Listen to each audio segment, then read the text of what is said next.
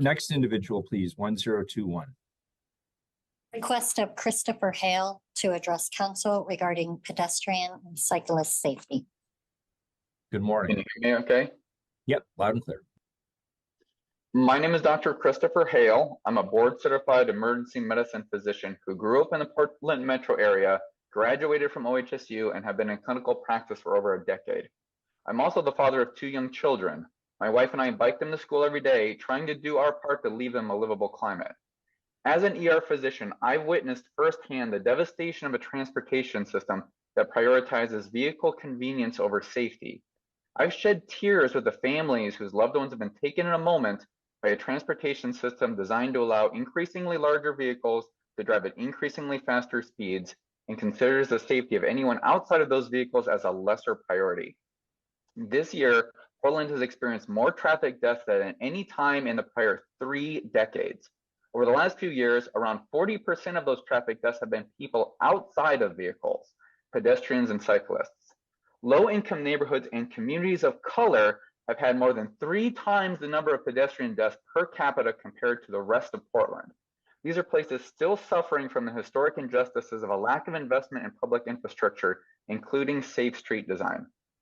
I've seen firsthand the violence that vehicles do to the unprotected human body.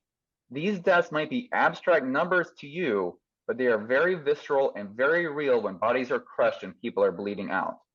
So at a time when a record number of Portlanders are dying in our streets from traffic violence, I need to ask, why is PBOT not doing more to save lives? Why is PBOT, in fact, attempting to repeatedly remove life-saving infrastructure for people commuting by bike? How is it that some of these attempts have been made against the safety recommendations of PBOT's own employees? And why are tens of thousands of dollars being spent to remove infrastructure when PBOT is simultaneously planning to scale back safety programs and lay off employees due to budget shortfalls? Safe street design has been proven to save lives. That includes narrower streets that incentivize drivers to drive more slowly, bike lanes with wide buffers, or better yet, with hard infrastructure, such as even parking protected bike lanes. That means daylighting at all intersections, which saves the lives of people crossing the streets where they're most vulnerable, and is already Oregon law, but just not actually enforced in Portland. Budget shortfalls are an inadequate excuse when many of these changes could be made at the cost of little more than paint and having the political will to do what's necessary to save lives. What doesn't save lives is a campaign of simply asking drivers to please drive the speed limit and please don't drive distracted and pretty please don't kill people with your car. Building physical infrastructure and safe street design saves lives. Pursuing anything else is signing a death sentence for more Portlanders.